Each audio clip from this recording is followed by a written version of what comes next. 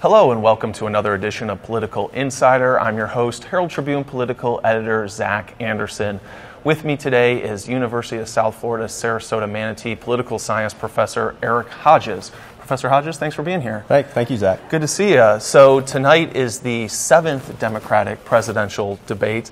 These things have been relatively civil compared to what's happened on the Republican side. I'm wondering if you expect anything different tonight. You know, New York is really an important state for both of these candidates, a lot of delegates at stake. Seems like the pressure is really on. What do you expect to see tonight? I think it probably will be a little bit more contentious than the previous debates. We saw sort of in the debate in Flint, just ahead of the Michigan primary election, things started to get a little bit testy there. And, there's been a lot of sort of contention going on in the media over the past week regarding the New York Daily News interview that Sanders did. And Clinton saying that he's unqualified for the position. And then sort of some of the foreign policy stuff as well. So I wouldn't be surprised to see it get a little more testy. I wouldn't be surprised to see Clinton try to harp on some of those issues regarding what happened in the New York Daily News. Yeah, as you said, it has been somewhat contentious, more than we've seen in the past. Sanders has gone after Clinton on her positions on fracking, on her Wall Street ties, on a range of other issues. But he's taken it a step further. I don't know if the unqualified comments kind of ratcheted things up, but most recently he said that she wasn't credible on the issue of guns. I think she had said that New York gun crime is partly the fault of Vermont's looser gun laws, and Sanders has been kind of a moderate on guns. But bringing up that credibility issue, in the past he's mostly stuck to the issues. Now he seems to be talking a little bit more about character, and that seems to be one of Clinton's big weaknesses. A lot of people don't think she's trustworthy. Do you think that he needs to continue along that vein and question her character more if he wants to have a chance here, or can he win just talking about the issues? Well, I think from the beginning, character has been one of the main things that he's focused on. And you see from a lot of the exit polls that, people who consider trustworthiness to be one of the main criteria for choosing a candidate overwhelmingly favor Sanders. So I wouldn't be surprised if he continues to hit on that issue.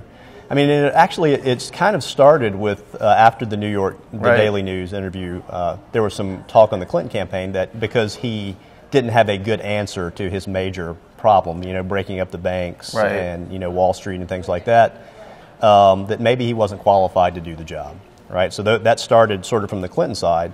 And then I think Sanders sort of hit back on that qualification issue, saying, well, if I'm not qualified, then somebody who voted in the affirmative for the war in Iraq, and somebody who's being under federal investigation for the email scandal may not be qualified either. So, So that maybe got him to go somewhere he wasn't quite willing to go in the past. Because in the past, he said enough of Clinton's emails, enough of talking about Hillary's emails. He didn't seem to really want to press some of these issues that a lot of people think speak to her character. You think that the gloves might be off a little bit more now? I think the gloves are off, and I think a lot of times he sort of followed where she has taken the debate. And he said from the beginning that he wanted it to be sort of a positively focused campaign, focused on the issues. And I think for the most part, as you said earlier, both sides have done a pretty good job with that.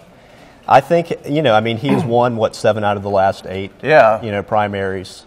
And although, Secretary Clinton still has a pretty sizable margin in pledge delegates and certainly the superdelegates as well, there's this sort of idea that she needs to put him away. But, of course, that's challenging, too, because she wants to be able to close the nomination process, but also, after the nomination's over, she wants to be able to bring the Sanders voters into her. So she wants to put him away but not alienate his supporters, and that's a pretty fine line to walk. And as you said, Sanders has won 7 out of the 8 last 8 contests. He's been on a heck of a roll, really, for a candidate who was considered a fringe candidate when he started this race.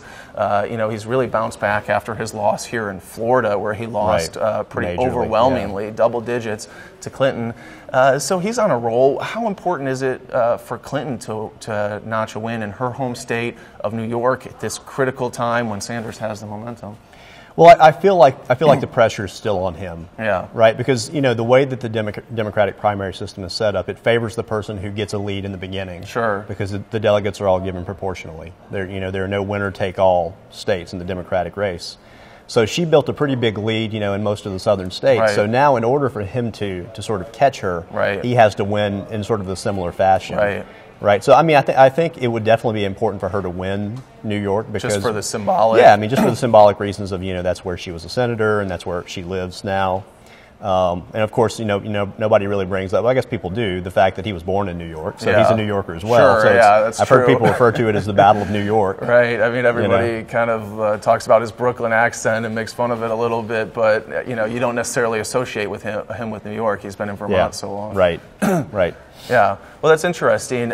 So, the Republican debate, the Republican contest is also stretching on for a long time here, and a lot of people are talking about a contested convention on the Republican side, and as the contests go on, that seems more and more likely.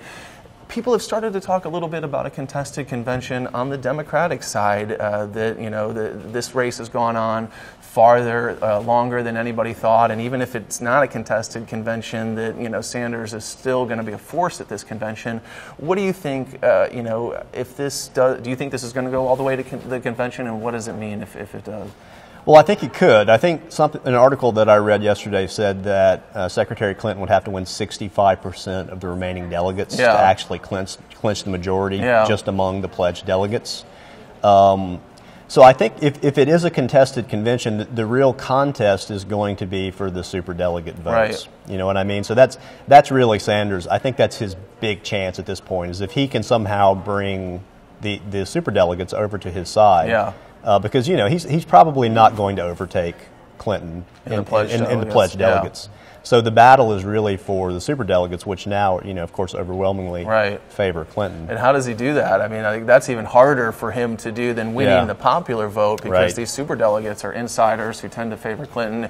That's a really tough task for him. Huh? Yeah, well, I mean, I think the thing that's important to remember is that for the past, 20 years or so, Sanders has not been a Democrat. Right? He's been independent. And the Democratic Party wants to choose a Democrat, somebody who has consistently been a Democrat. So that's why, a lot of the party officials favor her. So in short, I mean, I think, an act of God maybe to convince them. It's going to be tough. Yeah, I mean, and that's certainly possible. Anything is possible in elections. I mean, I think in some senses maybe they're hoping that something happens with the email, the email scandal, or she makes a mistake, and then he can capitalize on that. And of course, I said an act of God in jest, but he's actually this weekend he's going to the Vatican. He was invited by Pope Francis to speak. Oh, you meant a literal act of God. Right. So I've heard some people saying, well, if he can get a picture with Pope Francis, and I mean, Pope Francis has endorsed Sanders.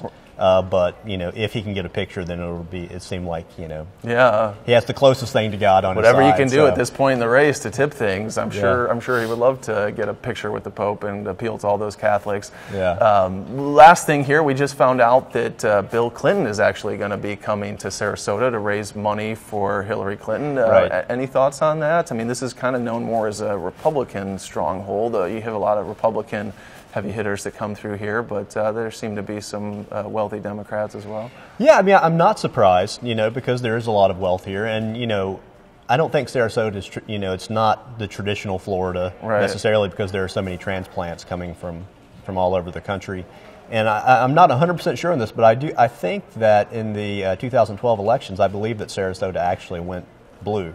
It came close, I think, maybe in 2008. Okay. No, it's come close in the past. Right. So I think it's definitely a contested area. So and then there's a lot of money. So I'm not surprised that Slick Willie decided to come down here and raise some money. It'll be interesting to see. He's not going to have any public events, but we'll see. Maybe people will be able to get a comment from him, or I'm sure that Democrats will be eager to go check that out. So he's a big draw. Anyway, we'll wrap it up there. Okay, Thank you so much, Professor. I appreciate you being here. Anytime. And thanks for joining us for another edition of Political Insider. Please tune in again next week.